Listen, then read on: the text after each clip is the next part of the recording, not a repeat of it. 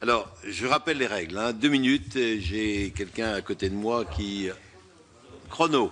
Je crois que si on veut tenir dans un temps qui soit compatible avec nos différentes contraintes, il est absolument indispensable. Alors, alternativement entre les différents groupes, donc tout d'abord Ladislas Poniatowski, ensuite Roland Courteau et un intermède, Maurice Vincent, qui est membre de la Commission des finances et rapporteur spécial de l'Agence Participation de l'État. Ah oui, il aura 2 minutes aussi. Mais c'est déjà bien 2 minutes, n'est-ce pas? Bien. Allez, Ladislas Poniatowski. Merci, Monsieur le Président. Monsieur le Président, concernant vos investissements, j'ai bien retenu vos chiffres. Vous ne les avez pas tous annoncés d'ailleurs. Hinkley Point, 16 milliards. Je ne sais pas combien à votre charge, combien à la charge de votre partenaire chinois. Grand carénage, vous nous avez dit 51 milliards. Je pensais que le chiffre en interne chez vous était déjà à 55 milliards. Vous n'avez pas rappelé, mais racheter l'activité nucléaire d'Areva, c'est 2,5 milliards. Enfin, il y a un chiffre que vous n'avez pas donné, c'est l'état de votre dette actuelle. Vous êtes à 37,3 milliards. Alors, je suis ravi pour vous que l'État actionnaire ait accepté de vous suivre dans une augmentation de capital à hauteur de 3 milliards. L'addition n'y est pas. Même si certains investissements, comme les 51 milliards du grand carénage, c'est d'ici 2025, moi je vous pose une question très simple que je vous ai déjà posée une fois. Vous prenez bien un partenaire pour Hinkley Point, un partenaire chinois. Pourquoi est-ce que dans cette facture colossale du grand carénage, vous ne prenez pas des partenaires, même français? Il y a déjà 5 centrales nucléaires françaises où vous n'êtes pas propriétaire à 100%. Une partie de ces centrales appartiennent à des partenaires privés. Pourquoi? Pour alléger votre dette, vous n'ouvrez pas une partie du capital pour la rénovation de vos réacteurs. C'était ma première question. Si j'ai le temps, ma deuxième renouvelable. Le renouvelable, vous avez bien dit que vous seriez présent. Moi, je vous rappelle ce que vient d'annoncer le Danemark. Je prends exprès pour une fois pas l'Allemagne en exemple. Le Danemark, 50% de la production d'électricité vient de l'éolien. Cri de toutes les entreprises. Les entreprises danoises paient leur électricité 3 fois plus cher que les entreprises françaises. Est-ce que vous ne croyez pas qu'il faut mettre un certain holà? Merci. La parole est à Roland Courteau, ensuite Maurice Vincent. Merci, Monsieur le Président. Oui, concernant la décision de reporter de quelques mois Hinkley Point et de consulter le CCE, je dis, allez, la bienvenue. Mais selon moi, le bon report devrait être de 2 ou 3 ans. Il semblerait en effet très risqué de lancer l'opération dès maintenant. C'est aussi notamment l'avis des syndicats et il est largement partagé. Entendons-nous bien, il ne s'agit pas de renoncer, mais de reporter le projet pour mieux assurer sa réussite. Le lancer dès maintenant ne serait-il pas faire prendre à EDF un risque existentiel, et je pèse bien mes mots. Conjoncture dégradée, contexte industriel qui n'est pas favorable, situation financière d'EDF préoccupante, achat d'Areva, grand carénage, modification du schéma de participation et baisse de la participation des Chinois. Question, allez-vous persister ou bien reporter la décision de 3 ans? Quant à l'argument selon lequel, si nous n'engagions pas l'opération immédiatement, le Royaume-Uni pourrait se tourner vers d'autres concurrents, personnellement, moi, je n'y crois pas. D'abord parce que seul l'EPR est certifié par l'autorité de sûreté britannique. Ensuite, seul EDF possède les terrains préparés et l'autorisation de construire. Donc il faudrait plusieurs années à tout autre projet concurrent. N'y a-t-il pas, Monsieur le Président, d'autres priorités immédiates que Hinkley Point? Et enfin, concernant l'Europe, quelle est véritablement votre stratégie? Vous soulignez par ailleurs que vous investissez beaucoup dans les énergies renouvelables, mais dans le même temps, on observe des ventes d'actifs d'énergie renouvelable pourtant rentables et parallèlement, le groupe prend des engagements dans de nouveaux projets. Alors, pouvez-vous nous expliquer? Bien, je remercie le président Courteau qui n'a pas consommé son temps. La parole Je peux continuer alors. est à Maurice. C'est un encouragement à limiter. La parole est à Maurice Vincent, ensuite à Bruno Sido. Oui, merci Monsieur le Président. Merci de m'accueillir dans votre commission. Monsieur le Président, moi je voudrais poser 3 questions rapidement. Concernant la dette, qui est une question importante, 37 milliards, cela a été dit fin 2015. Quelles sont vos perspectives dans votre plan financier à moyen terme? Comment la voyez-vous évoluer, puisqu'elle a quand même augmenté de 8% entre 2014 et 2015? La deuxième question, c'est sur les ventes d'actifs. 10 milliards sont annoncés. J'ai pu lire dans la presse que sur ces 10 milliards, 6 milliards seraient réalisés, étaient envisagés en tout cas, sur 2016. Est-ce que vous confirmez ce chiffre ou pas? Et puis pour Hinkley Point, qui est évidemment une question importante, il y a un engagement sur les prix. Est-ce qu'il y a un engagement sur les quantités achetées par le Royaume-Uni? Je vous remercie. Bien, merci. La parole est à Bruno Sido, ensuite à Franck Monteger.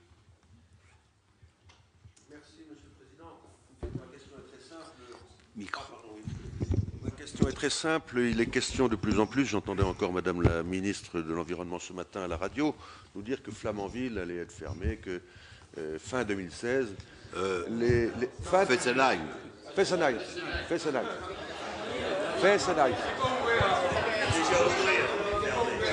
Ces mouvements divers sont pris sur le temps de parole de Bruno Sido. C'est très court.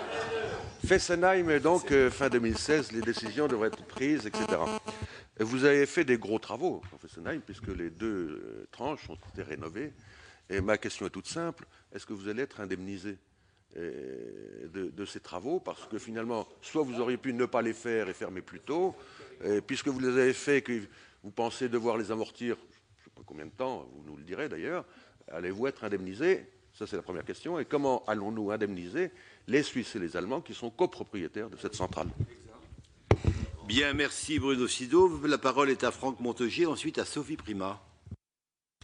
Oui, merci Monsieur le Président. Merci Monsieur le Président Lévy pour votre exposé. Un regard rétrospectif sur les 15 dernières années nous amène à constater que EDF évolue dans le cadre d'un processus de libéralisation impensé. Impensé par l'État et les gouvernements qui se sont succédés, comme par les dirigeants de l'entreprise. La situation extrêmement préoccupante d'aujourd'hui nous conforte dans ce sentiment qu'il n'y a pas de vision, pas de stratégie suffisamment claire et partagée. Le bradage du patrimoine public, qui illustre une nouvelle fois, sous l'impulsion de Bruxelles, l'injonction de libéralisation de la production hydraulique, atteste également du processus de dépeçage progressif d'un des plus grands énergéticiens au monde. Dans ce même secteur, on a connu d'autres entreprises, et pas des moindres, qui ont disparu au terme de prises de décision qui sont avérées au final hasardeuses. EDF n'est pas à l'abri, et les grands projets dont vous avez parlé, qui sont autant de prises de risques, Hinkley Point en fait partie, pourraient accentuer ce processus pour certains d'entre eux. C'est cela qu'il faut éviter en revenant aux objectifs qui ont présidé il y a 70 ans à la nationalisation des entreprises du secteur de l'énergie de l'époque. Indépendance énergétique de la France et exportation, égalité d'accès à une électricité de qualité à des coûts maîtrisés pour tous et sur tout le territoire. C'est la péréquation tarifaire, peu de sollicitations financières de l'État sur longue période, modèle social exemplaire qui n'a pas peu contribué aux réussites depuis 1945, tels ont été les ingrédients de la réussite. Et en définitive, EDF a contribué de façon essentielle, majeure, à la compétitivité de notre économie, à la souveraineté nationale de la France et à son rayonnement international. Le cap industriel doit rester celui-là, tout en intégrant les enjeux de la transition énergétique. Son respect dans la durée suppose qu'État et gouvernement s'opposent par tous moyens à la financiarisation des marchés de l'énergie. Vous avez, Monsieur le Président, évoqué ce point en parlant du modèle de marché actuel qui n'est pas durable. Là se situe la question politique majeure dont la réponse orientera le devenir d'EDF. Elle se pose tout autant au niveau européen que national. La stratégie industrielle d'EDF doit en être la déclinaison au bénéfice premier, ne l'oublions pas, des consommateurs et de nos entreprises. Merci Franck Monteger. La parole est à Sophie Primas et ensuite à Martial Bourquin. Merci Monsieur le Président. Monsieur le Président, après ces questions très stratégiques, moi je voudrais être terre à terre. Vous avez décidé de fermer la centrale à fioul de Porcheville, avec notamment la fermeture de 2 générateurs dès 2017, alors que la décision de fermeture était 2023 à l'origine. Je comprends les caractéristiques financières probablement très lourdes de ce site. J'ai quand même levé l'oreille tout à l'heure quand vous avez parlé du marché de capacité, notamment pour faire face au grand froid durable, puisque cette centrale n'était utilisée que dans ce cas-là et que, effectivement, compte tenu de la météo des 2 dernières années, elle n'a pas été utilisée. Donc je comprends la charge financière, mais je comprends aussi le rôle de cette centrale de Porcheville. Donc mes questions seront là aussi assez pragmatiques. Je voulais savoir quel était le poids en fait de cette centrale de sécurité finalement par rapport au blackout que vous évoquiez tout à l'heure, le poids financier de cette centrale dans vos résultats. Comment vont être traités les 200 employés EDF qui travaillent sur ce site de Porcheville? Quelles actions avez-vous entreprises ou pensez-vous entreprendre sur les très nombreux prestataires de services qui travaillent pour cette centrale? Il y en a dans l'Indre-Vallée de la Seine 130 de dénombrés. Et puis ensuite, en tant qu'élu aussi de ce territoire, quelles sont les pistes de reconversion de ce site de 90 hectares aux portes du port de Limay que vous envisagez, y compris éventuellement dans la transition énergétique? Avez-vous des projets dans ce sens? Merci beaucoup. Bien, merci Sophie Primas. La parole est à Martial Bourquin, ensuite Daniel Dubois. Merci, Monsieur le Président, de cet exposé. 3 questions simples. Vous n'avez pas abordé la question des déchets et du démantèlement des centrales.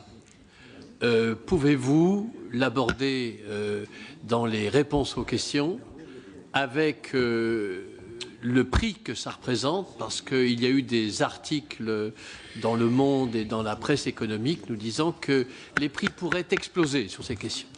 Deuxième chose, 3500 postes supprimés, est-ce que ça sera au détriment de la présence territoriale?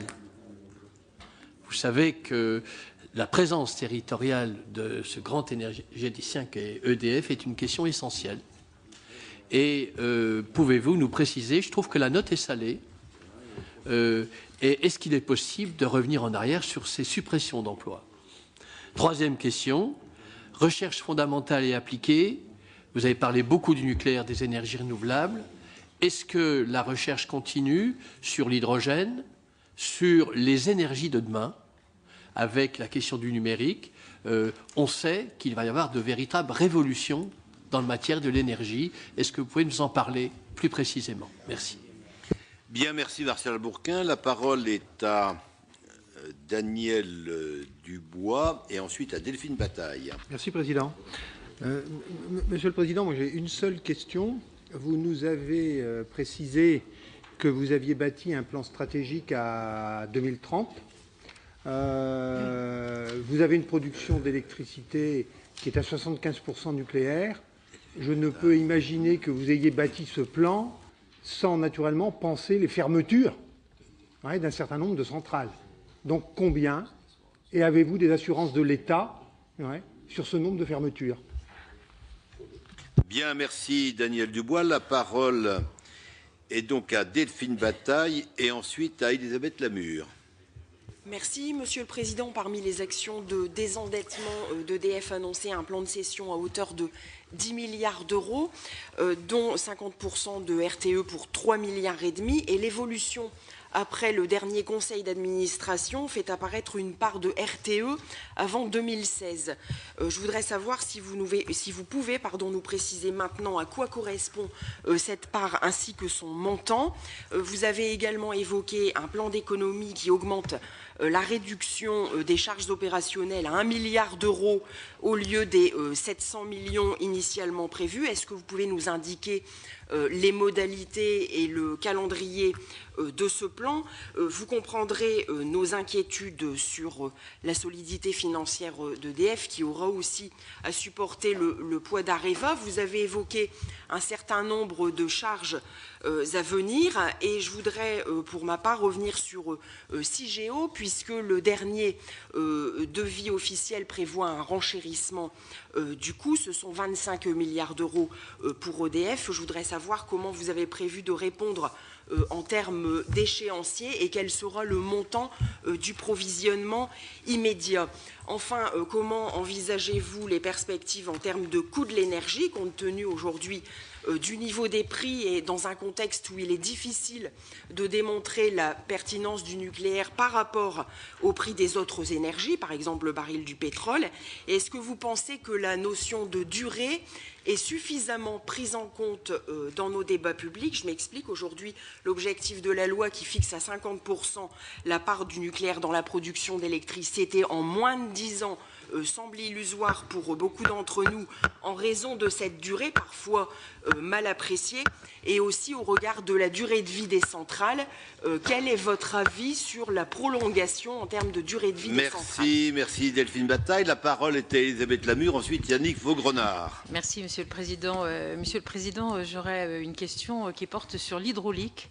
Vous avez dit que vous souhaitiez optimiser votre potentiel hydraulique, et en effet EDF gère, je crois, 80% du parc hydraulique de notre pays. Or, vous savez que la Commission européenne s'impatiente sur la mise en concurrence des concessions hydroélectriques. Je ne sais pas si les appels d'offres ont été lancés. En tout cas, c'est quelque chose qui dure depuis 2008.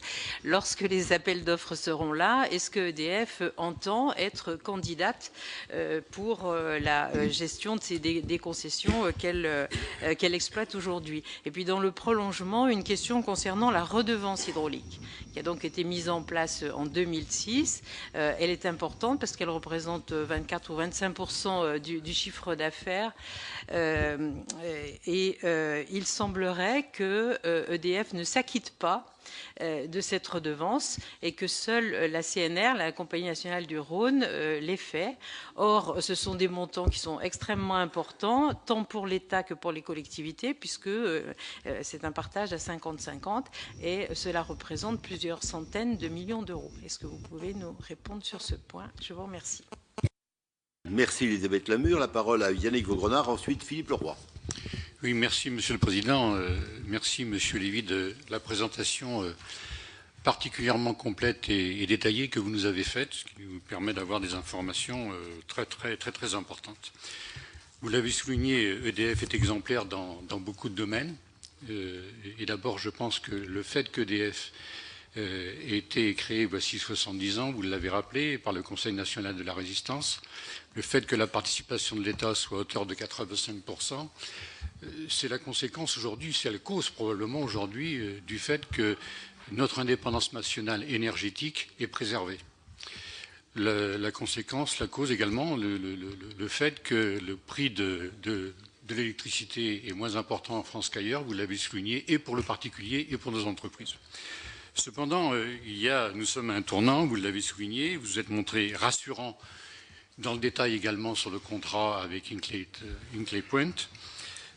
Cependant, le fait d'être rassurant n'empêche pas d'avoir aussi un certain nombre d'inquiétudes. Pourquoi? Parce que Flamanville, le PR de Flamanville, à plusieurs reprises, a vu une augmentation très forte de son coût. Et vous nous avez annoncé que cela devrait être mis en œuvre le 4e trimestre 2018. Qu'en serait-il s'il y avait d'une part prolongation de cette mise en œuvre de Flamanville et d'autre part, si c'était encore plus coûteux, quelles conséquences cela pourrait avoir sur l'investissement éventuel en Angleterre? Il ne faudrait pas en effet que l'EPR de Flamanville devienne en quelque sorte, si je puis m'exprimer ainsi, le Concorde de l'énergie française. Et pour cela, il nous faut beaucoup de prudence. Enfin, deuxième question, sur le stockage de l'énergie, on en parle souvent. Je crois que c'est l'alpha et l'oméga de l'énergie de demain. Y a-t-il des recherches collaboratives avec l'ensemble des pays de l'Union européenne? Merci Yannick Vaugrenard. La parole est à Philippe Leroy et ensuite à Joël Labbé. Oui, ma première question, c'est la même que celle de Yannick Vaugrenard. Pourquoi ne pas attendre la certitude de terminer Flamanville avec une sécurité financière sur le plan des essais techniques en cours? Pourquoi ne pas attendre tout cela? Ça serait peut-être prudent dans le cadre d'une stratégie que je partage d'ailleurs. EDF, si on veut rester sur le marché mondial, dans la construction des centrales nucléaires, il faut espérer que Flamanville puisse marcher.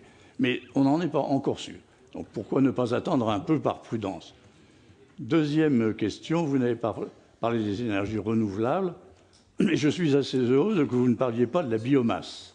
EDF ne semble pas avoir de projet dans la biomasse, et c'est assez heureux, dans la mesure où votre confrère E.ON s'est lancé dans un projet pharaonique à Tarascon, si j'ai bonne mémoire, ou à Gardanne, est en train de détruire bien des espoirs pour la filière bois. Donc, quid de la biomasse? Et merci peut-être de ne pas en parler ou de ne pas en faire.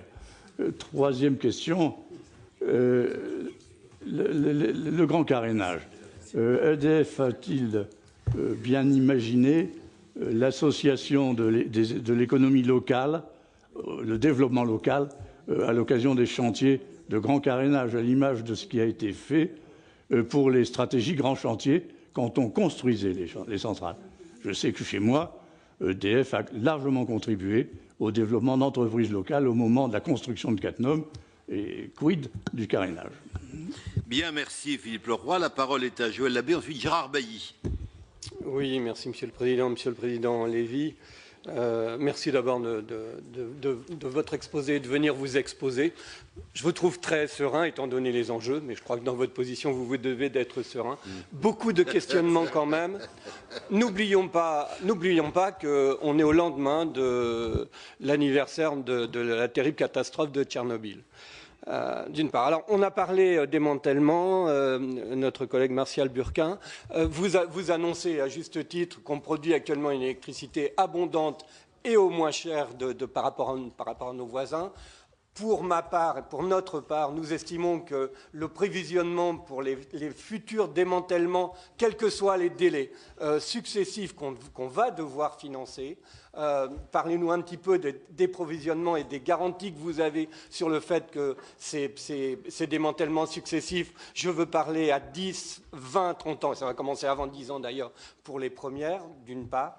D'autre part, derrière cela, l'avenir, votre société a un avenir aussi dans le démantèlement, de par un certain savoir-faire et une véritable économie dans le démantèlement sur le territoire français comme à l'étranger, si vous voulez nous donner quelques précisions. Un deuxième point qui pourrait paraître plus léger, mais qui a son importance. On avait longuement débattu sur les ZNI, les zones non interconnectées, avec très peu d'enjeux, les petites îles notamment, à moins de 2000 clients. Donc, je sais que EDF était intervenu pour que la majorité obtenue ne puisse pas être renouvelée. Alors, pour le moment, puisque ces zones non interconnectées n'ont pas de statut particulier, est-ce que vous seriez à même de déléguer à de petits opérateurs pour mettre en place véritablement, en bénéficiant de la CSPE, des projets collaboratifs, des projets innovants, des projets expérimentaux dont on aura besoin au plan national et aussi au plan international. Merci Joël Labbé. La parole est à Gérard Bailly. Ensuite, Jean-Pierre Bozino. Oui, un constat, les accidents climatiques se font de plus en plus nombreux, je pense, ces dernières décennies, voire ces dernières années, tempêtes, coups de vent, neige, orage, et aujourd'hui, on sait que quand on n'a plus d'électricité, toute la vie économique s'arrête. C'est peut-être encore plus important qu'hier d'avoir des dépannages rapides. Alors, une inquiétude d'abord qu'on ne diminue pas, bien, c'est les gens qui font les réparations pour que je crois que le terrain en a besoin et très rapidement. C'est un souhait que j'aimais en cet instant. Deuxième question aussi, c'est par rapport des bruits qui ont été crus qu'il y aurait des effacements des jours de pointe, le JP. Pourriez-vous nous rassurer là-dessus et pouvoir dédire? Parce que je sais que dans le secteur où je suis, l'agriculture, on a beaucoup de séchage en grange l'été, avec beaucoup à l'EJP, et qu'à ce moment-là, l'hiver font des économies ces jours-là, ne consomment pas d'électricité. Donc c'est important en termes aussi dans ma région de séchage d'été où on a beaucoup besoin d'énergie au moment où il n'y en a pas besoin ailleurs. Alors, est-ce que l'IJP va se poursuivre? Troisième chose, vous avez parlé d'IKEA. Est-ce que vous pouvez nous donner plus de précision? On l'avait juste évoqué. Et quatrième et dernière, la bourse, aujourd'hui, je crois que c'était à 12 € au lieu que c'était à 32. Quelles sont les incidences? Est-ce qu'il ne va pas y avoir là un manque de confiance aussi des différentes personnes? Est-ce que ça peut poser des problèmes? Bien entendu, et quelles sont les répercussions qu'il peut y avoir cette diminution importante des cours de bourse EDF? Bien, merci Gérard Bailly. La parole est à Jean-Pierre Bosino, ensuite Daniel Grémillet. Merci, messieurs les présidents. Franck Montaugé l'a évoqué. À mon tour, juste un mot sur les 70 ans d'EDF. Je ne suis pas certain qu'ils doivent être très peu, mais parmi ceux qui ont participé à la libération, à la création de cette grande entreprise qui était EDF-GDF, ils soient très fiers de ce qui se passe aujourd'hui et de ce qu'on a fait de cette entreprise. Je veux le dire parce que, effectivement, on est à l'inverse de ce qui était leur démarche du bien commun. On a beaucoup parlé, vous nous avez beaucoup parlé, Monsieur le Président Lévy, de stratégie, de trajectoire financière, moins de stratégie industrielle. Et je pense qu'il serait utile que vous nous précisiez un certain nombre de choses de ce point de vue. Et en particulier, vous avez évoqué les économies qui vont passer de 700 millions à 1 milliard. Et donc des suppressions d'emplois, hein, puisque le fait de ne pas renouveler des départs sont des suppressions d'emplois. Quelle est la répartition, si vous l'avez, des suppressions d'emplois, parce que moi j'ai une inquiétude en particulier sur les emplois qui concernent la recherche et le développement, mais aussi la production directe. Et puis une dernière chose, votre prédécesseur, M. Proglio, en 2014, nous déclarait que cette grande loi qu'on appelle la loi NOM obligeait EDF à vendre un quart de sa production en dessous le prix de revient à ses concurrents. Qu'en est-il aujourd'hui, puisque de fait, ça aboutissait à subventionner des concurrents d'EDF? Bien, merci Jean-Pierre Bosino. La parole est à Daniel Grémillet, ensuite à Alain Durand. Oui, merci Président. Une première remarque que je voudrais, Monsieur le Président, vous remercier de votre propos parce qu'il contribue à rapporter de la confiance. Et lorsqu'on est dans le champ concurrentiel, il est vraiment important d'avoir cette confiance. J'ai que deux questions simples. La première, vous n'avez pas du tout abordé le prix du baril, qui, d'après le monde pétrolier, s'installe quand même dans des niveaux très bas. En termes de concurrence, c'est un questionnement. Et ma deuxième question, c'est ma curiosité d'en savoir plus sur votre stratégie sur RTE. On connaît l'échec de la SNCF et de RFF. On connaît l'importance et la réussite qu'a été EDF sur l'ensemble du territoire. Et effectivement, quand j'entends votre propos, je voudrais en savoir un peu plus. Merci. Merci Daniel Grémillet. La parole est à Alain Durand, ensuite Anne-Catherine Loisier. Oui, merci Monsieur le Président. Monsieur le Président Lévy, vous avez évoqué dans vos propos vos ambitions fortes, je cite, en matière d'énergie renouvelable. Et l'hydroélectricité fait partie de ces énergies. Donc je voudrais revenir sur les concessions hydroélectriques et plus particulièrement sur la mise en demeure faite à la France par l'Union européenne le 22 octobre dernier afin d'ouvrir les concessions hydroélectriques à la concurrence au moment de leur renouvellement. Alors certes, si l'envoi d'une lettre de mise en demeure ne préjuge pas de la conclusion finale de la procédure, par contre, la procédure permet à la Commission d'entamer un dialogue actif avec les autorités. Donc, Monsieur le Président, pouvez-vous nous préciser où en sont aujourd'hui ces discussions entre la Commission, l'État et votre entreprise? Et toujours sur le même sujet, au mois d'août dernier, dans la loi de transition énergétique, un nouveau dispositif d'ouverture des concessions permet également de repousser ces échéances dans la mesure où des travaux importants seront entrepris dans les ouvrages, compte tenu du contexte et des zones de turbulence qui ont été rappelées depuis le début et que traverse votre entreprise. Vous prévoyez de réduire les investissements et de les ramener à 10 milliards contre 15 aujourd'hui. Pouvez-vous nous préciser, Monsieur le Président, où iront vos priorités? Est-ce que les 435 centrales hydroélectriques et les 622 barrages que compte notre pays seront impactés par ces baisses? Ce sont des interrogations, en tout cas, qui préoccupent les habitants de nos vallées, qui vivent depuis très longtemps avec l'hydroélectricité, qui reste une filière d'excellence. Merci Alain Durand. Anne-Catherine Loisier a la parole et ensuite Serge Larcher. Oui, merci Président. Donc ma question va à peu près dans le même sens, à savoir quelle est votre stratégie en matière de développement des ressources de production durable et plus précisément donc quelles sont les perspectives d'évolution dans la répartition des différentes énergies renouvelables au sein de votre production. Bien, merci Anne-Catherine Loisier. Serge Larcher a la parole et ensuite Dominique Estrosi. Merci Monsieur le Président. Monsieur le Président Lévy, vous avez fait part de votre volonté de développer des solutions décentralisées. C'est dans ce cadre-là que je voudrais vous poser une question concernant le projet de construction d'une centrale géothermique dans l'île de la Dominique, projet porté à la fois par les deux conseils, par le Conseil régional de la Martinique, le Conseil régional de la Guadeloupe. Je rappelle que l'île de la Dominique se situe entre les deux îles. Et nous dépendons fortement aujourd'hui, vous savez bien, des énergies fossiles. Et ce qui fait que l'énergie coûte très cher dans ces îles qui sont non connectées. Bien, merci Serge Larcher. La parole est à Dominique Estrosi, ensuite à Yves Rome. Oui, merci Monsieur le Président. Vous nous avez dit que vous aviez anticipé de nombreux recrutements au début de la décennie de l'année 2010. Je voudrais me référer à un rapport de la Cour des comptes de mars 2016 qui souligne que les projets industriels d'EDF dans le nucléaire nécessiteront 110 000 recrutements d'ici 2020 en emplois directs et indirects, dont 70 000 emplois de niveau bac pro à bac plus 3. Alors qu'on sait que les 2/3 des entreprises de la filière ont beaucoup de mal à recruter dans certains métiers. Je pense à la robinetterie, tuyauterie, soudage, bureau d'études. Et dans ce rapport de la Cour des comptes, il est également écrit que vous avez aussi identifié une faiblesse de la ressource d'encadrement, essentiellement compte tenu des délais de formation qui sont particulièrement longs. Est-ce que vous pourriez nous préciser un peu plus votre stratégie en matière d'emploi ? Bien, merci Dominique Estrosi. La parole est à Yves Rome. Oui, très rapidement, Monsieur le Président. J'aimerais, vous l'avez évoqué partiellement, connaître votre stratégie par rapport à la numérisation de la société. Nous sommes en train d'examiner un texte sur la République numérique.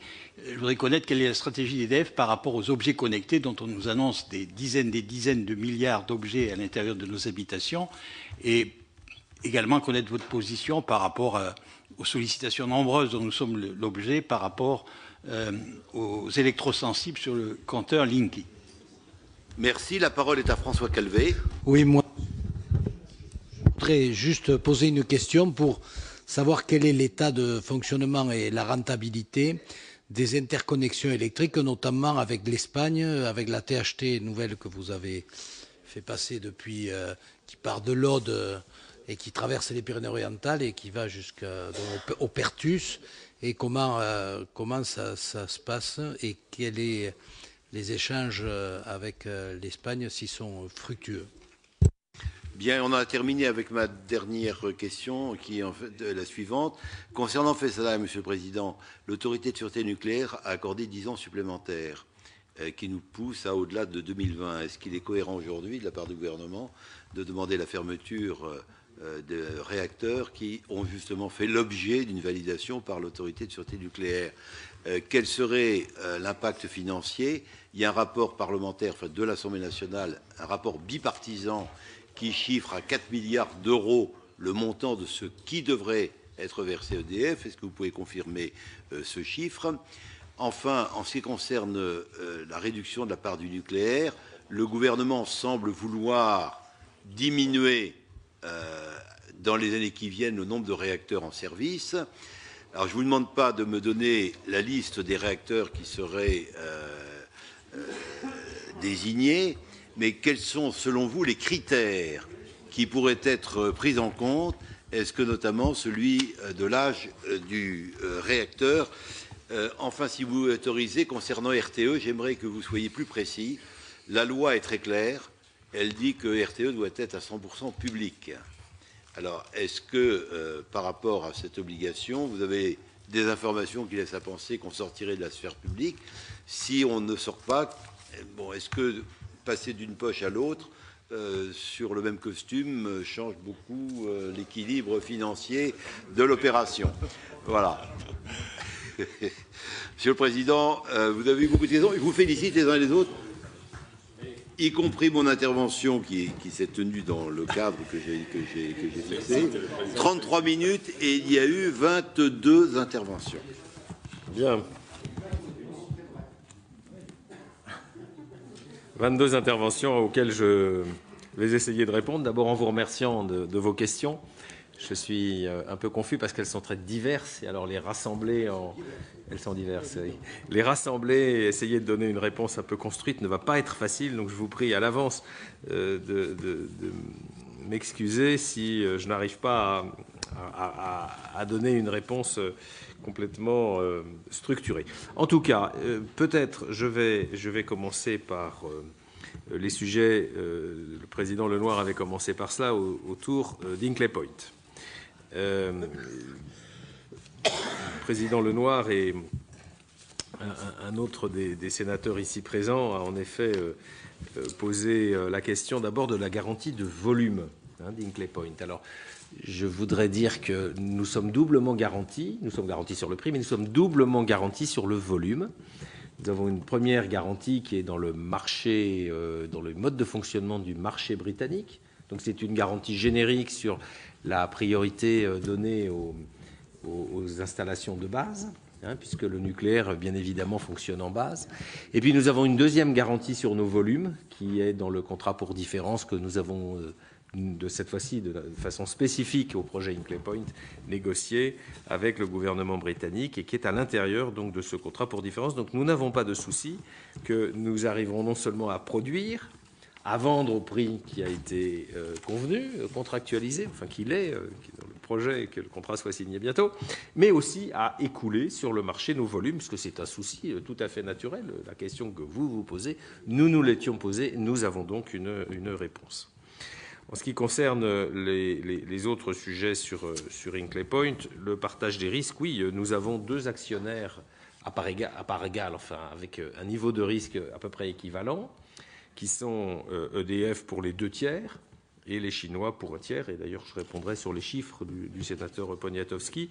Hinkley Point est au total un chantier qui va coûter environ, allez, ça dépend un petit peu du taux livre-euro, mais mettons qu'il coûte environ 24 milliards d'euros. Les Chinois, nos partenaires de CGN, vont en apporter le tiers, 8 milliards, et nous allons mettre en effet 16 milliards d'euros. Mais ce projet a déjà commencé depuis plusieurs années, donc nous n'avons pas devant nous la totalité des 24 milliards d'euros à dépenser, mais peut-être avons-nous dépensé déjà 10 ou 15% de cette somme. Alors nous avons en effet prévu un partage des risques, mais dans la mesure où EDF est le maître d'ouvrage, puisque nous sommes à la fois celui qui va fournir le réacteur et celui qui va l'exploiter à travers cette filiale, nous avons mis en place des systèmes incitatifs pour que le EDF soit un petit peu récompensé du travail qu'il a déjà fait et EDF soit un peu pénalisé s'il est en retard. Mais ces montants sont tout à fait minimes, ils n'ont rien à voir avec le montant qu'il s'agit d'investir. Donc si les choses se passent bien, nous pourrions investir 1 ou 2% de moins par rapport aux Chinois. Si les choses se passent mal, 1 ou 2% de plus. C'est juste un mécanisme incitatif, mais il est de faible ampleur. Donc je réponds aussi ainsi à la question sur le partage de risques, sur la durée de réalisation. Il est clair que c'est un grand projet et que nous avons mis toutes les chances de notre côté pour le réaliser au bon moment, et notamment en tenant compte de façon essentielle des leçons que nous apprenons chaque jour sur Flamanville en particulier, et aussi sur Taishan, puisque nous avons des dizaines de représentants d'EDF et d'Areva qui sont présents aujourd'hui en Chine pour la construction, et aujourd'hui ce sont plutôt les essais, la construction est à peu près achevée de Taishan. Donc nous mettons toutes les chances de notre côté. Je voudrais souligner, puisque j'avais des questions là-dessus, que les délais sont un sujet tout à fait essentiel. Notamment, Monsieur Philippe Leroy, vous disiez il faudrait attendre Flamanville. Mais c'est ce que nous avons fait. Puisque le chantier d'Hinkley Point va commencer en 2019. La phase que nous lançons aujourd'hui est une phase dans laquelle nous lançons les constructions des différents équipements, qui sont les mêmes qu'à Flamanville, sauf pour la cuve. Et puis ce sont surtout des phases d'études et des phases propres au site d'Hinkley Point. Parce que, par exemple, pour vous donner un exemple, le canal de Bristol, dans lequel nous allons aller chercher l'eau, il a des caractéristiques, notamment l'eau est assez boueuse, qui nous obligent à faire des travaux spécifiques sur Hinkley Point et que nous n'avons pas à faire sur Flamanville où, dans le Cotentin, l'eau est beaucoup plus pure. Voilà. Et donc, les travaux que nous avons à faire sont essentiellement des études, des travaux de terrassement, des travaux de préparation de chantier. Et l'agencement des choses fait qu'en décidant Hinkley Point maintenant, le chantier de construction du bâtiment nucléaire d'Hinkley Point démarrera quand nous aurons terminé les essais de celui de Flamanville, c'est-à-dire en 2019. Et donc nous avons aujourd'hui une très bonne continuité dans la gestion de nos compétences. Si nous retardons, comme certains le demandent, le chantier de Flamanville, l'un des inconvénients, c'est que nous allons à nouveau avoir une rupture dans les chantiers, puisque le chantier de construction d'Hinkley Point, le premier béton de sûreté, donc la partie la plus difficile, hein, l'enceinte de bâtiments nucléaires et toutes ces constructions à l'intérieur du bâtiment nucléaire, seront retardés, alors de 2 ans, de 3 ans, je ne sais pas, peut-être jamais non plus, hein, mais seront retardés par rapport à la fin de Flamanville. Donc il faut voir que la décision que nous voulons prendre aujourd'hui sur Hinkley Point se cale au niveau du calendrier du mieux possible par rapport à l'achèvement de Flamanville. Et bien sûr, les équipes participent en permanence, les équipes d'Hinkley Point et les équipes de Flamanville participent en permanence les unes avec les autres à ce qu'on appelle le retour d'expérience. La durée de réalisation, mais nous nous sommes fixés des objectifs. À l'intérieur de ces objectifs, nous avons mis des provisions. Nous avons prévu des aléas. Un chantier comme celui-là, on ne se contente pas de dire on devrait faire tel jour ou telle semaine, telle tâche, on fait l'addition, et puis voilà le planning. Non, par définition, en tant que responsable industriel, on met des aléas. Est-ce que ces aléas sont trop importants? Est-ce qu'ils sont justes? Est-ce qu'ils sont insuffisants? Eh bien, l'avenir le dira, mais nous avons mis des provisions financières, des provisions de délai en matière d'aléas qui nous semblent respecter une meilleure appréciation que l'on peut faire des risques de dérapage.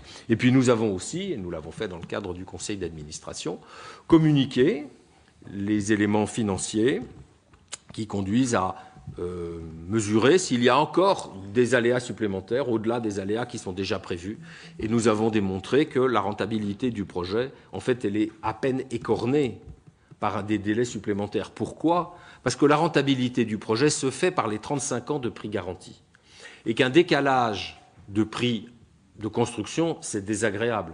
Mais ça ne bouleverse pas. Cela ne modifie que légèrement l'équilibre financier du projet. Ce qui fait l'équilibre financier du projet, c'est les 35 ans de prix garanti. Et c'est un point qui est donc tout à fait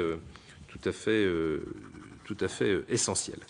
Je voudrais peut-être parler maintenant des sujets sur la programmation des centrales nucléaires. Vous avez été nombreux à m'en parler, Monsieur Dubois, le président Lenoir, Monsieur Vaugrenard aussi un petit peu, à travers les conséquences sur Flamanville. Je dirais que M. Courteau avait aussi un petit peu évoqué ce sujet en parlant aussi de Flamanville. Je voudrais vous dire que les choses vues d'EDF sont extrêmement claires. La représentation nationale a voté une loi. Le gouvernement met en place les textes d'application et EDF, entreprise implantée en France, applique les lois de la République. La loi prévoit la fermeture de Fessenheim lorsque Flamanville est mise en service. Nous aurons donc à fermer Fessenheim lorsque Flamanville sera mise en service, et le gouvernement a souhaité que le dispositif qui conduira à cette fermeture, qui est donc à l'horizon de la fin 2018, la mise en service de Flamanville 3 fin 2018, que ce dispositif soit préparé et bouclé, si vous me permettez l'expression, dès cette année 2016. Le gouvernement a demandé de préparer les différentes étapes dès cette année 2016.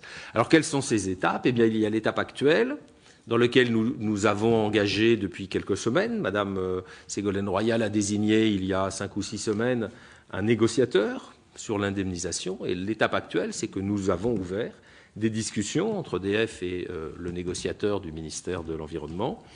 Nous avons ouvert des discussions sur l'indemnité. En effet, la question si je puis dire, s'impose. Il y a un préjudice subi par EDF du fait de la privation qu'aura EDF lors de la fermeture d'un outil nucléaire qui, comme certains l'ont souligné, fonctionne bien, sur lequel l'autorité de sûreté nucléaire a donné des autorisations qui dépassent la date à laquelle il est prévu qu'il s'arrête de par la loi. Et donc le préjudice, qui est, je crois, indiscutable, nécessite d'être chiffré. Ces discussions vont se poursuivre, je l'imagine, dans les jours et les semaines qui viennent. Et puis lorsque l'indemnisation aura été discutée entre l'État et EDF, nous aurons à ce moment-là à préparer l'approbation par le conseil d'administration d'EDF de cette convention entre l'État et EDF, et à préparer ce que Mme Royal a annoncé, c'est-à-dire le retrait d'autorisation d'exploitation qu'elle a demandé pour le président de la République. Je crois l'a dit aussi à la conférence environnementale lundi dernier. Il est prévu que ceci soit fait au mois de décembre. Donc nous nous inscrivons dans un calendrier dans lequel nous discutons actuellement de l'indemnisation. Et puis, dans une deuxième étape, nous préparerons l'approbation par le conseil d'administration, cette approbation devant d'abord faire l'objet d'un examen par les différentes instances représentatives du personnel concerné, puisqu'il s'agit d'une décision qui a des conséquences sociales, il n'y a pas de doute, et que donc il y aura de notre part à préparer les réponses aux questions que vont immanquablement se poser les représentants du personnel sur ce sujet. Sur la suite des opérations, eh bien nous avons aujourd'hui la partie renouvelable de la PPE, et EDF s'inscrit clairement dans l'accélération de ces investissements en France.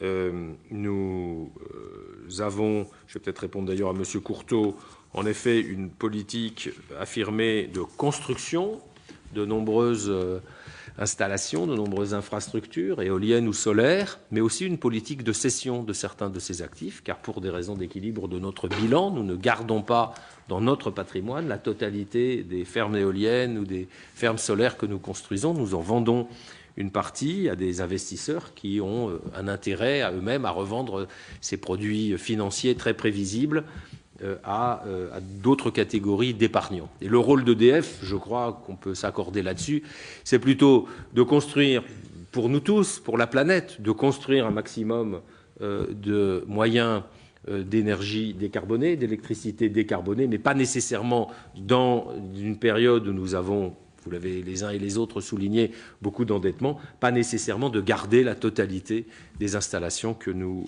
construisons. Donc nous en gardons certaines, nous en exploitons beaucoup, nous avons créé des emplois pour la maintenance de ces installations que nous avons construites, mais assez fréquemment, en effet, Monsieur Courteau, nous les vendons.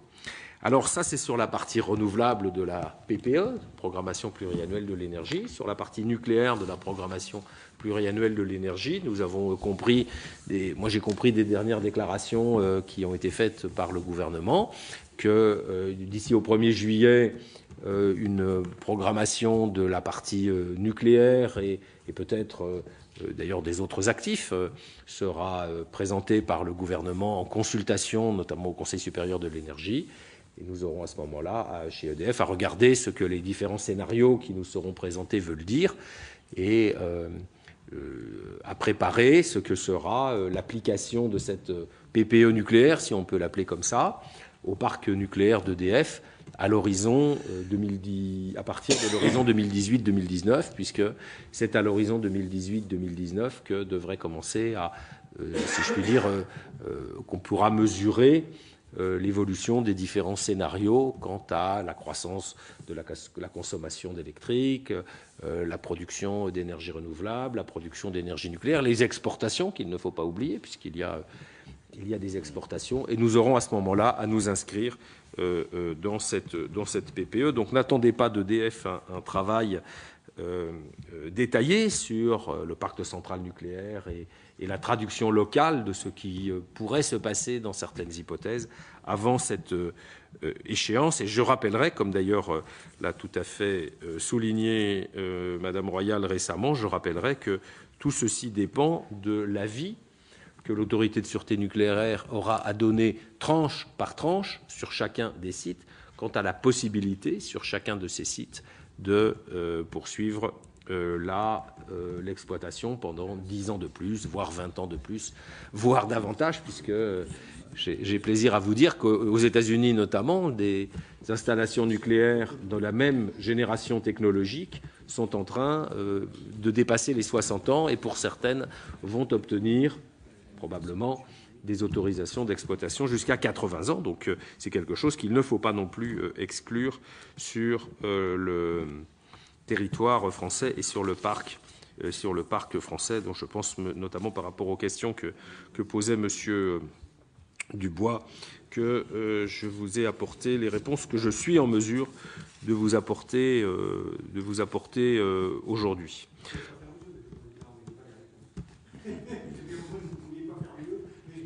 Mais j'attends aussi, Monsieur le Sénateur, j'attends que la PPE soit nucléaire, soit précisée. Le président Courteau sera aux avant-postes, puisque président du Conseil supérieur de l'énergie, il aura à connaître le premier les propositions du gouvernement. Il sera saisi le premier.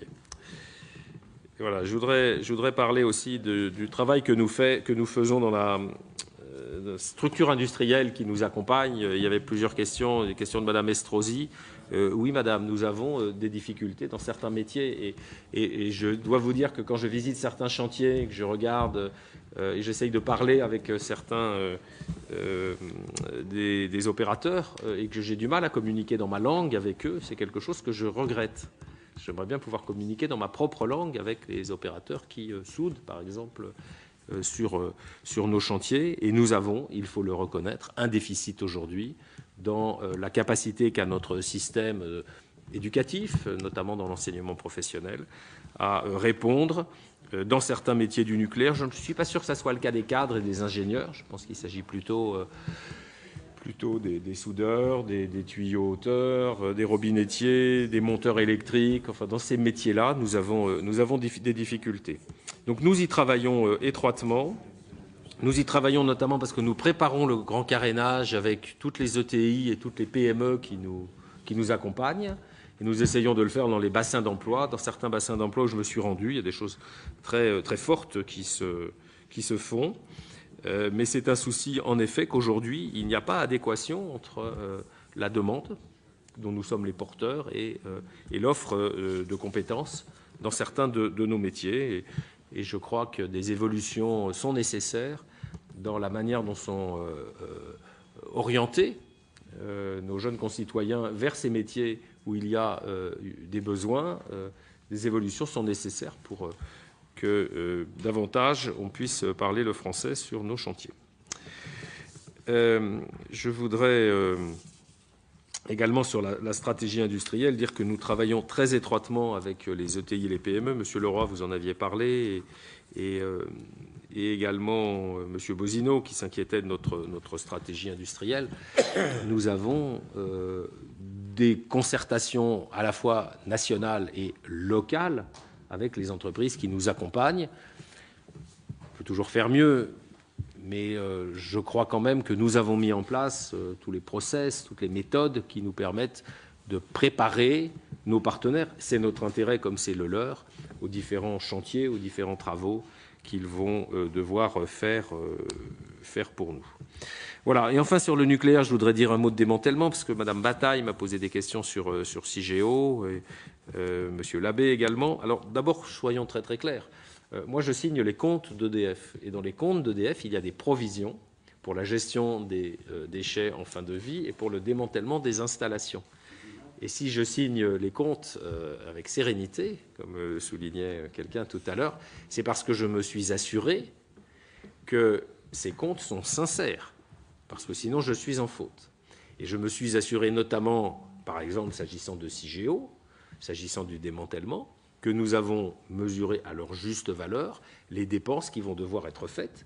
Et nous le faisons en fonction de notre expérience, puisque nous sommes déjà aujourd'hui en train de démanteler certaines centrales au graphite, à Chinon, à Bugey, etc., de la génération précédente, et que nous avons par nous-mêmes établi des devis, et que ces devis ont été vérifiés par nos commissaires aux comptes, mais que régulièrement la Cour des comptes se penche sur ces provisions, et que, encore tout récemment, le ministère de l'Environnement, de l'Énergie et de la Mer a fait procéder à un 3e audit indépendant par des experts, et que j'ai sur mon bureau le rapport des experts commandé par le ministère, le rapport de la Cour des comptes et le rapport de mes commissaires aux comptes qui me disent « Oui, Monsieur le Président, vous pouvez signer ces comptes parce qu'ils reflètent sincèrement les dépenses qu'il va falloir faire pour démanteler le parc. » Et je voudrais aussi souligner que ces activités sont pour nous un projet industriel important, que j'ai d'ailleurs réorganisé à mon arrivée en confiant à une personne unique le soin d'assurer la gestion globale de nos compétences, de nos projets, d'optimiser nos dépenses, et que nous sommes nous-mêmes un opérateur sur certains domaines, et nous avons une filiale qui s'appelle Socodei, qui est principalement basée sur la région Rhône-Alpes et qui elle-même traite un certain nombre de ces matériaux qu'il faut démanteler et gérer dans la durée. Et sur Cigéo, vous aurez remarqué que suite à l'arrêté du ministère qui a augmenté la dépense prévisionnelle sur Cigéo pendant les 130 ou 150 ans qui viennent, nous avons augmenté nous-mêmes la provision dans nos comptes sur Cigéo. Nous l'avons augmenté de 800 millions, de 800 millions d'euros dans les comptes que j'ai signés, que M. Gir également a signé au titre de l'année 2015. Donc s'il doit y avoir des dépenses supplémentaires, nous les inscrivons dans nos comptes, et croyez bien que je serais très mal à l'aise si je ne reflétais pas dans les comptes que je signe la connaissance que j'ai des dépenses futures. Et donc je ne le ferai pas. Je reflète cela dans nos comptes.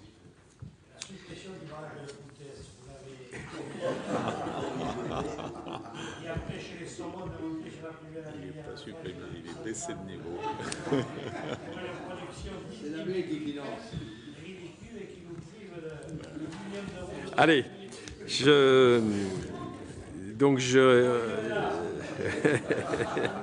eh bien, c'est une bonne transition, monsieur le sénateur, pour parler d'hydroélectricité. Alors, je ne vous parlerai pas des passes à poissons, qui sont un sujet important, mais je dirais coûteux également, en vous disant que c'est un sujet que nous prenons très au sérieux, car la France a été mise en demeure de modifier le régime qu'elle applique depuis une quinzaine d'années, et que la Commission de Bruxelles, la direction de la concurrence de la Commission de Bruxelles, estime ne pas être conforme aux directives que la France a elle-même approuvées et mises en place à travers des lois successives. Et donc nous avons en effet un souci, c'est celui d'assurer la continuité de la production hydraulique, et à travers la production hydraulique, la continuité de ce que nous faisons dans les territoires, dans les vallées, parce que la ressource hydraulique, bien sûr, a des effets bénéfiques sur l'irrigation et l'agriculture, sur la biodiversité, sur le tourisme et bien sûr aussi sur les ressources propres que nous payons. Et je voudrais d'ailleurs rappeler que, Madame Lamure, que nous payons les redevances hydrauliques telles qu'elles sont prévues dans les textes. Là, de la même façon, j'aurais du mal à ne pas payer ce qui est prévu.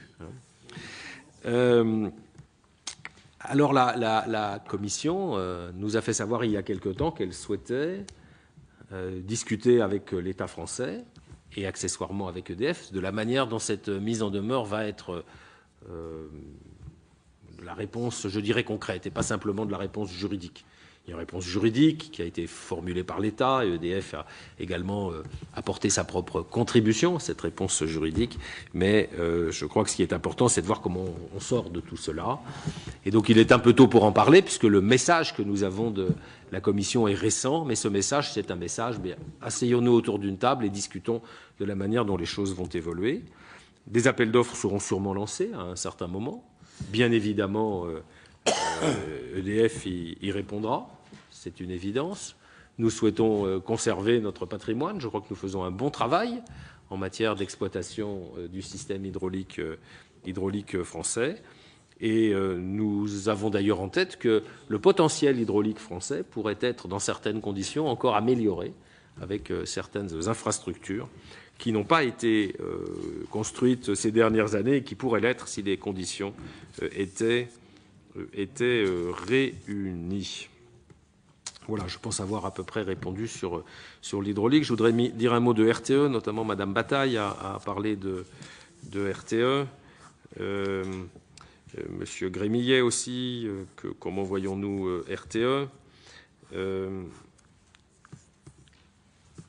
Il y a aujourd'hui une situation qui est un peu curieuse pour quelqu'un qui, comme moi, vient de l'extérieur et qui s'aperçoit que RTE est détenu à 100% par EDF, mais que compte tenu du rôle essentiel de RTE pour assurer une répartition juste des connexions, des moyens de production au réseau de transport, dans sa grande sagesse, et on peut comprendre pourquoi, le régulateur impose à EDF de ne pas se mêler des affaires de RTE.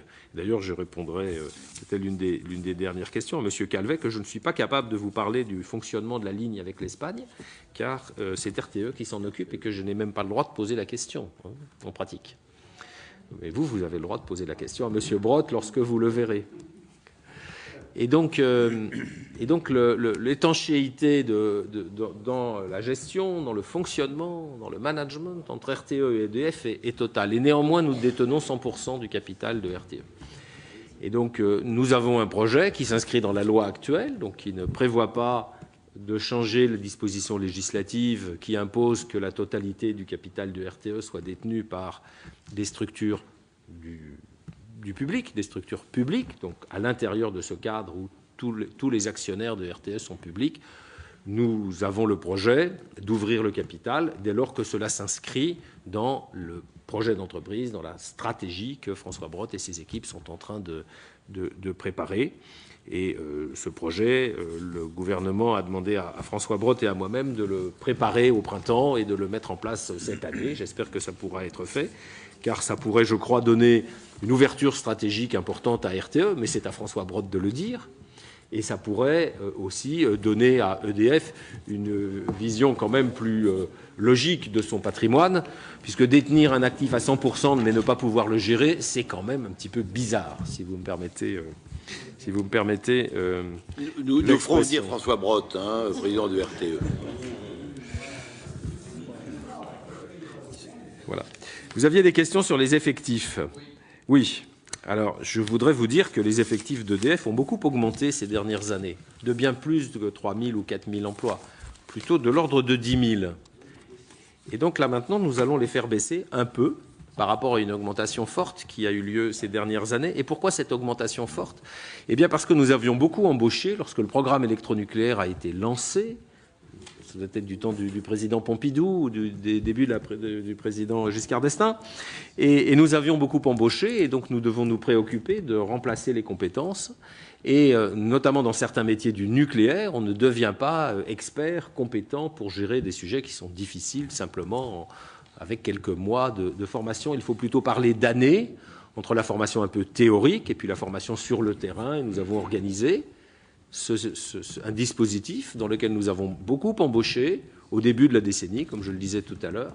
Nous avons formé les personnes que nous avons embauchées, nous les avons mises en binôme avec les anciens, un mentoring, comme on dit aujourd'hui, et puis maintenant les anciens partent à la retraite et les nouveaux sont déjà là, parce qu'ils ont été embauchés il y a quelques années, et que nous allons ainsi pouvoir opérer, exploiter le réseau en toute sûreté, avec une très bonne performance industrielle et en ne remplaçant pas, en effet, la totalité des départs en retraite. Mais ce que nous prévoyons, je voudrais souligner, c'est que nous allons, au total, si on prend cette espèce de bosse suivie d'une réduction, nous allons avoir au total plus d'emplois chez EDF, on peut s'interroger là-dessus, que nous n'en avions au début de la décennie, alors même que la consommation n'augmente pas.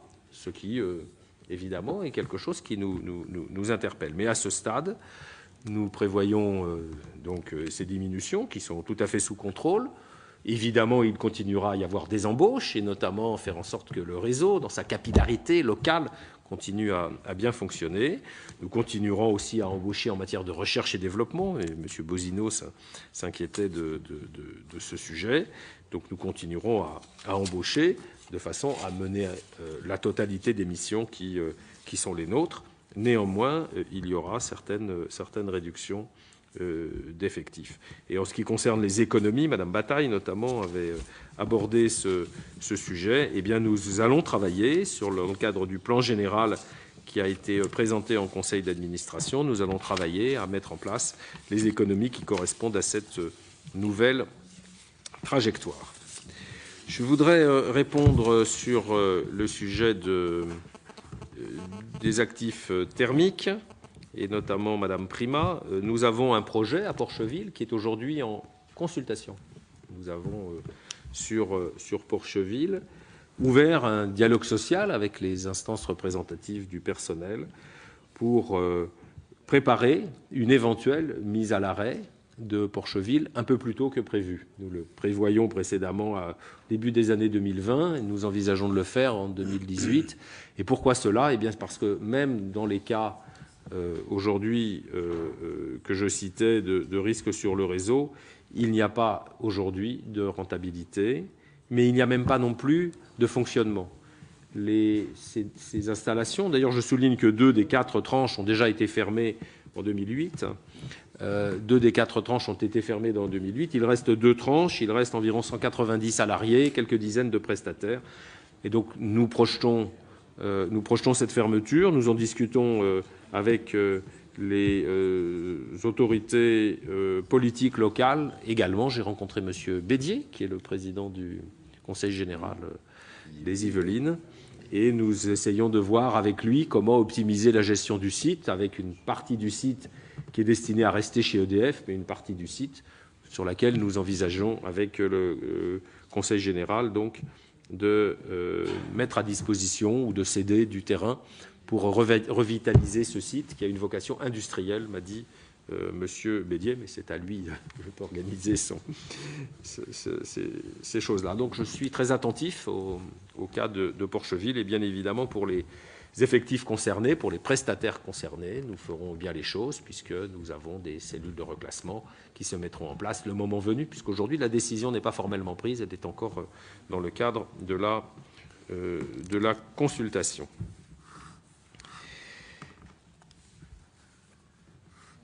Je voudrais parler un petit peu de recherche et développement pour vous dire que nous essayons, avec les moyens qui sont les nôtres, et vous aviez des questions, vous étiez assez nombreux à avoir des questions là-dessus, M. Bourquin notamment, l'hydrogène, voilà, M. Rome d'une certaine façon, à travers les objets connectés.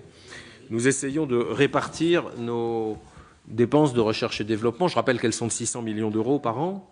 Nous essayons de les répartir en fonction de nos différents objectifs stratégiques, faire que dans une entreprise, la recherche et développement soit cohérente avec la stratégie CAP 2030 dont je parlais. Donc nous avons bien évidemment une partie importante de notre recherche et développement dans le domaine de la production classique, si je puis dire, le nucléaire, la production d'énergie renouvelable, l'hydraulique, sur lequel nous travaillons aussi pour certaines optimisations, notamment sur le centre de Chatou. Mais nous essayons aussi d'anticiper ce que va être le marché de l'énergie dans les années qui viennent. Donc nous avons de nombreux travaux en matière de recherche et développement autour des réseaux intelligents, autour de l'utilisation du numérique pour optimiser l'efficacité de notre production, et au niveau de l'utilisation des technologies numériques pour optimiser la manière dont nos clients dans les territoires vont eux-mêmes optimiser leur consommation, organiser les moyens de production locaux. Nous avons un très gros chantier qui est mené sous l'égide de RDF en matière de smart grid, parce que la gestion d'un réseau, si je puis dire, centralisé, c'est entre guillemets simple, c'est évidemment très compliqué, mais c'est beaucoup plus compliqué d'avoir un réseau dans lequel, en fonction de caractéristiques qui peuvent aller et venir très vite, comme le vent et le soleil, vous devez injecter localement de très très très nombreuses installations qui viennent se substituer au courant qui vient du réseau centralisé. Donc les smart grids sont des sujets très importants. Nous avons des expérimentations. J'en ai visité 3 dans trois grandes villes en France, à Lyon, à Nice et à Toulouse. Et nous essayons de faire en sorte que nous soyons au premier plan parce que c'est un sujet tout à fait majeur. C'est un sujet qui intéresse les territoires, qui intéresse les métropoles, mais aussi les territoires en général.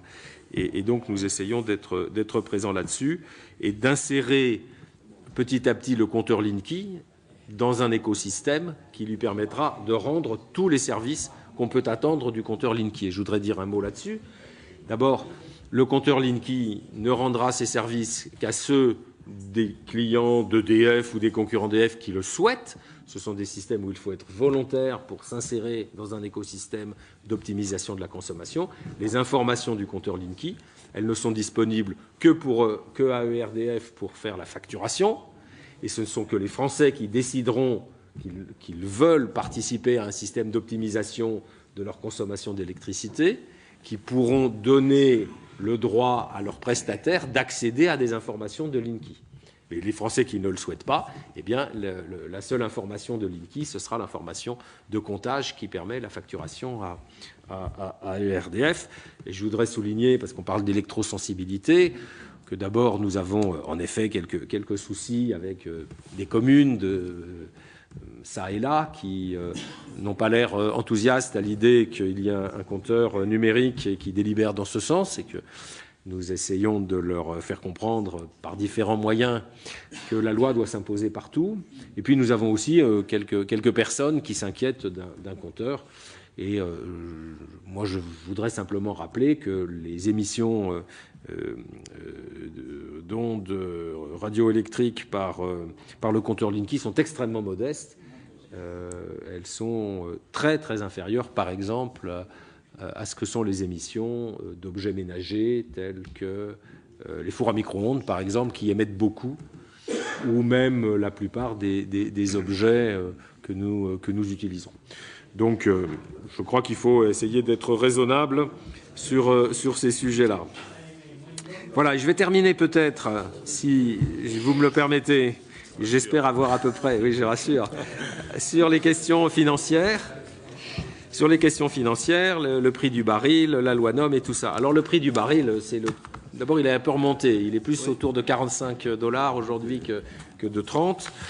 Bon, le prix du charbon, lui, n'a pas vraiment remonté, donc il faut regarder la corrélation entre les différentes énergies. Le prix du baril a un peu remonté, le prix du charbon n'a pas remonté parce qu'il y a le phénomène du gaz de schiste aux États-Unis qui fait qu'il y a un trop-plein de charbon aux États-Unis qui se déverse en Europe et que ceci a abaissé les prix de l'électricité de façon considérable. Alors, à ces prix-là, bien sûr, l'AREN et la loi NOM ne s'appliquent pas. On est tous d'accord là-dessus. Nous avons l'obligation de vendre à 42 € du mégawattheure une partie de notre production nucléaire, mais quelqu'un qui peut l'acheter à 28 € du mégawattheure, on ne voit pas pourquoi il irait l'acheter à 42. Donc depuis maintenant 2 semestres, nous ne vendons plus du tout d'électricité au prix de l'AREN, ce qui d'ailleurs amène à s'interroger sur cette partie-là de la loi NOM et ce système dans lequel quand les prix sont élevés, c'est au détriment d'EDF, et quand les prix sont bas, c'est au détriment d'EDF. Ce n'est pas un très bon système. On aimerait trouver mieux. Je suis d'accord avec vous, monsieur le sénateur. C'est pas ce qu'il y a de mieux. Voilà. Alors, au total, nous avons donc cette situation financière dont je parlais. Je répondrai au sénateur Poniatowski que nous avons optimisé les investissements du grand carénage d'environ 15% et qu'ils sont aujourd'hui de 51 milliards d'euros courants, alors qu'ils étaient préalablement de 55 milliards d'euros en euros 2012. Donc nous sommes passés des euros 2012 aux euros courants, de 55 à 51, et donc c'est sur la période 2014-2025. Je répondrai aussi au sénateur Poniatowski que nous avons l'intention sur Areva de dépenser non pas 2,5 milliards d'euros, mais la moitié de cette somme, puisque nous avons l'intention d'acheter 51% d'Areva et non pas 100%. d'Areva NP, pardon. Areva lui-même va garder une partie d'Areva NP nous aurons, j'espère, des partenaires, nous discutons avec eux, des partenaires asiatiques qui prendront une partie du capital dans le cadre de partenariats stratégiques que nous avons avec ces partenaires asiatiques. D'un côté, nos amis chinois et de l'autre côté, nos amis japonais. Et puis notre dette, vous l'avez souligné, elle a augmenté chaque année. La dette comptable est aujourd'hui de 37 milliards d'euros, c'est un chiffre qui est élevé. Il y a des engagements hors bilan qui rendent les agences de notation dans une situation d'examen détaillé de notre capacité à rembourser cette dette, parce que nous avons des engagements qui sont hors bilan, notamment en matière de retraite, et que nous avons donc des perspectives qui mérite une grande attention. Il faut que nous puissions, en toutes circonstances, lever la dette sur les marchés dont nous avons besoin pour renouveler cette dette. Sur les 3 prochaines années, pas de difficultés particulières puisque nous avons assez peu de remboursements de dettes à renouveler. Par contre, à l'horizon 2020, nous avons beaucoup de dettes à renouveler, et notamment une dette hybride qui a été construite en 2013 et 2014 et qui nécessite qu'on regarde les choses avec beaucoup de précaution. Et donc l'évolution de la dette, je crois que je l'avais dit d'ailleurs lors de mon arrivée, est vraiment un sujet de préoccupation. Et de ce point de vue-là, l'impact d'une recapitalisation d'EDF à travers les mesures prises sur le dividende et l'augmentation de capital que nous préparons pour la fin de cette année, il est réel, il est significatif. C'est un impact qui est significatif. Et les choses ont été calculées par nous de manière à rendre nos investissements et notre bilan cohérents. Nous aurons, après cette augmentation de capital, les moyens de financer nos investissements et les moyens de faire le grand carénage. Je réponds aussi au sénateur Poniatowski, par nous-mêmes. Nous n'avons pas l'intention aujourd'hui d'ouvrir le capital de nos centrales nucléaires. Il y a quelques centrales, mais c'est très mineur, dont des participations très minoritaires à Chaux, à Bugey, je crois, à Fessenheim. Chaux, Bugey, Fessenheim, il y a quelques participations. Et aussi Tricastin. Mais aujourd'hui, nous détenons quasiment 100% de ce parc. Et notre intention est de continuer à détenir 100% de ce parc. Sur les cessions d'actifs, je répondrai à monsieur Vincent. Il aura le compte rendu. Je dirais qu'en effet, nous prévoyons de vendre 10 milliards d'euros d'actifs, mais que nous n'avons pas de répartition détaillée année par année. Mais sur ces 10 milliards d'euros, si nous en arrivions à vendre 6 milliards dès cette année, je trouverais ça formidable. Je ne pense pas qu'on y arrivera. Je pense qu'il faut mieux imaginer que sur les années 2016, 2017, quelque chose d'un peu écouille réparti et quelque chose d'un peu lissé. Et non pas que, évidemment, si nous arrivons à bien vendre très vite les actifs que nous voulons vendre, on aura fait un très bon travail, mais nous sommes plus prudents que cela dans nos prévisions de trajectoire financière. Voilà, je crois que j'en ai à peu près terminé sur la quasi-totalité des sujets. Vous m'aviez parlé de l'incidence de la baisse du cours de bourse sur l'entreprise. Eh bien, je dirais qu'elle est indirecte. Elle est indirecte, puisqu'aujourd'hui, l'entreprise constate que le cours de bourse a baissé, que les investisseurs qui étaient rentrés au moment de la mise en bourse ou qui ont acheté des titres sur le marché ont perdu de l'argent, ce qui est parfaitement regrettable. Et je pense notamment au fait que certains salariés eux-mêmes ont souscrit et n'ont pas fait une bonne affaire. Mais aujourd'hui, il n'y a pas d'effet direct sur l'entreprise, c'est plutôt notre réputation, notre image, ou l'image que peut avoir l'entreprise lorsqu'elle lève de la dette. Alors nous avons levé de la dette sans difficulté en octobre 2015. Nous avons une très bonne couverture par les marchés de dette de l'évolution des choses. Donc nous n'avons pas de tension aujourd'hui sur ce qu'on appelle le CDS, c'est-à-dire la prime de risque qui est mise sur la dette d'EDF. Je m'excuse, c'est un peu technique. Donc notre dette se tient bien, comme l'on dit, mais nous sommes extrêmement vigilants parce qu'entre le cours de bourse et la croissance régulière de l'endettement d'EDF, nous ne pouvons pas laisser les choses dériver. Et c'est pour cela que nous avons présenté au conseil d'administration le plan que je vous ai décrit aujourd'hui. Voilà, j'ai à peu près terminé, je vous remercie. Monsieur, en ce qui concerne la Dominique, j'ai compris que cette installation, l'appel d'offres avait été remporté par un concurrent, et ce sont des choses qui arrivent. Pardon ? EDF a tradé. C'est pas très favorable. Ah, c'est possible. Mais vous savez, nous n'avons vocation à répondre à beaucoup d'appels d'offres, mais il faut aussi, de temps en temps, accepter de ne pas tous les gagner. Monsieur le Président, au moment où tout le monde se lève, je voudrais vraiment vous remercier pour la précision des réponses que vous avez apportées. Il y a eu beaucoup de questions, vous l'avez vu. Tout le monde a été extrêmement respectueux du temps de parole. Vous-même, en un temps finalement relativement court, avez apporté, je crois, beaucoup de réponses. Écoutez, merci encore d'être venu ici et nous poursuivrons nos échanges avec, en effet, François Brottes, qui sera invité à venir devant nous. La séance est levée.